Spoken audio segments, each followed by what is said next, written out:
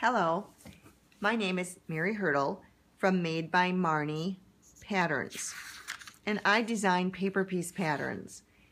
Today I'm going to show you an easy way to bind a quilt, a pot holder, a wall hanging. This is the simplest way you can do it. There's not a lot of guesswork there, not a lot of measuring. At the end of a lot of patterns it says quilt and bind in the usual manner. Well, what if you don't know what the usual manner is? This is my usual manner for adding a binding. I'll cut 2.5 inch by width of fabric strips, as many as I need to get around the edge of my project. I sew the strips together with right sides together. I lay them on a right angle, overlapping. I sew from corner to corner on a diagonal. Trim off 1/4 inch away from the seam. Press the seams open.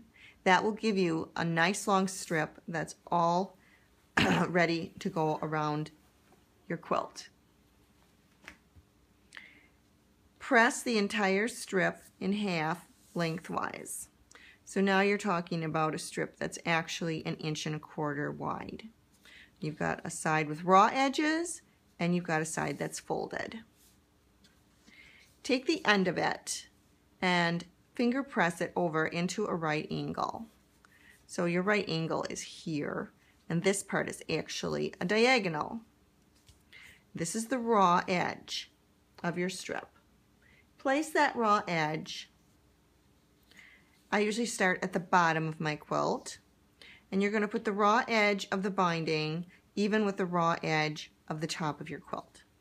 I've sandwiched together the top of my quilt with 1 layer of batting, and the back of my quilt has, whoops, that's not supposed to be in there. The back of my quilt has the good side facing away from the from the batting. So it's like a sandwich. The back of the binding, the back of the quilt and the batting are usually a little bit bigger at this point than the top of my quilt. Don't trim them even at this point. It's better if you leave that excess, unless there's a whole lot of it, trim it down to about 1 inch away on all sides. And then start to apply your binding. So here's my strip. Raw edges are even with the raw edges of the quilt. And I have that first part angled over. So you can see it forms a diagonal right there. And you start to sew right above the strip, and you're sewing 1/4 inch away from the edge. Stop sewing and back tack just 1/4 inch from the edge of the quilt and cut your thread. And then you're going to turn your quilt sideways, so you're working now on the next side. Bring your strip straight up so this raw edge and the raw edge of your quilt are all even. Finger press so you get a diagonal. Bring the strip back down so the folded part will be even with the raw edge of the other side of the quilt. So you actually have a little patch of fabric in here. Start to sew right there, back tack, and then sew 1/4 inch all the way to the edge, as I have done in this sample. So now I've sewn that seam. Go all the way to the next corner and repeat that step until all of the corners are finished. You'll have this flap of fabric in each corner. When I get to the end, I'm using a different color here so you can see the two different pieces a little better, but this would have been all one continuous piece all the way around. I've done my 3rd corner, or my 4th corner, and now I'm sewing to here, and I'm going to overlap the end tail with the beginning. I only need it to overlap about 1 inch farther than this folded part. So I'm going to trim off anything beyond that and discard that. And then I will continue sewing until I get to the end of the strip. So they're overlapping for about 1.5 inches. That's it. That's how you end that quilt, or that binding. So easy. Now I'm going to take